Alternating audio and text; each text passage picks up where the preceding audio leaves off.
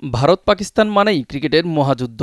সম্প্রতি ভারতের opening batter অভিষেক শর্মাকে স্লগার ডেকেছিলেন মোহাম্মদ আমির। সেই উত্তেজনায় নতুন আগুন ঢেলেছেন পাকিস্তানি এই বোলার। এবার ভারতকে নিয়ে আরেক মন্তব্য করে ভক্তদের চমকে দিয়েছেন পাকিস্তানের এই তারকা বোলার। সুপার 8 নিশ্চিত হওয়ার পর তিনি সরাসরি দাবি করছেন ভারত সেমিফাইনালেই উঠতে পারবে না।